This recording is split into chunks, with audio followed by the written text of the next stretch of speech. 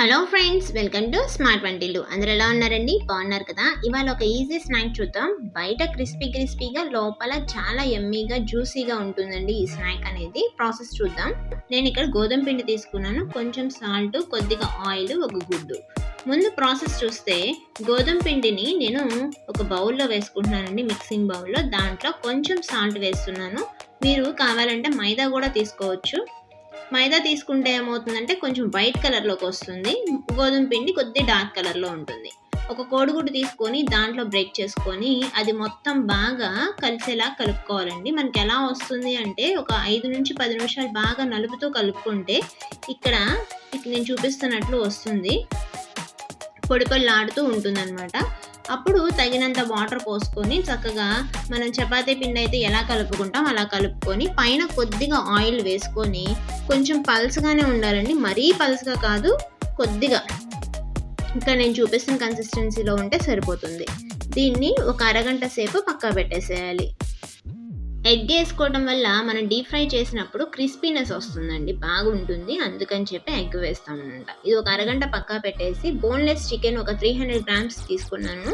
దాన్ని మిక్సీలో వేసుకోవాలి. కొద్దిగా పసుపు, ఉప్పు, గరం మసాలా, కారం వేసుకొని 1-2 సార్లు మిక్సీ తిప్పుకుంటే కనుక మనకి మిన్స్డ్ చికెన్ లాగా వచ్చేస్తుంది. దాన్ని ఒక మిక్సింగ్ బౌల్లోకి వేసుకోవాలి. ఇందులో ఇప్పుడు సన్నగా కట్ చేసిన ఉల్లిపాయలు, కొత్తిమీర, పుదీనా ఇవన్నీ కూడా బాగా సన్నగా కట్ చేయాలండి. వాటన్నిటిని దీంట్లోకి వేసి తగినంత ఉప్పు, ఇంకొంచెం సరిపోలేదు అనుకుంటే అల్లం వెల్లుల్లి పేస్ట్, కొద్దిగా గరం మసాలా, కారం మీ ఇష్టం, పచ్చిమిర్చి కూడా యాడ్ చేసుకోవచ్చు. నేనైతే యాడ్ చేయట్లేదు. ఇవన్నీ బాగా మిక్స్ అయ్యేలాగా కలుపుకొని ఒక ముద్దలాగా చేసుకొని పక్క పెట్టేసుకుందాం. ముందుగా కలిపి పెట్టుకున్న మిశ్రమాన్ని ఇలా చపాతీలాగా చేసుకొని ఏదో ఒకటి రౌండ్ షేప్ లాగా కట్ చేసుకోవాలండి. ఈ రౌండ్ షేప్ని మధ్యలో కొద్దిగా మనం చికెన్ పక్కా పెట్టుకున్నాం కదా, మిక్స్ చేసుకొని దాన్ని ఒక చిన్న రౌండ్గా చేసుకొని దీంట్లో పెట్టుకొని ఇక్కడ నేను చూపిస్తున్న విధంగా చుట్టుకోవాలి. ఇది డంప్లింగ్ అంటారు ఈ ప్రాసెస్ని. ఇలా డంప్లింగ్స్ చేసుకొని మీరు డీప్ ఫ్రై చేసుకోవాలన్నమాట. అందుకని చెప్పి బయటికి రాకుండా చికెన్ జాగ్రత్తగా చేసుకోండి. ఇలా చేసుకునే దాన్ని క్వాంటమ్ అంటారనమాట.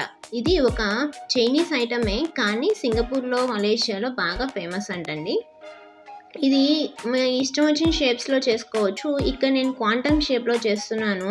చాలా చాలా బాగుంటాయి అన్నమాట టేస్ట్ అనేది.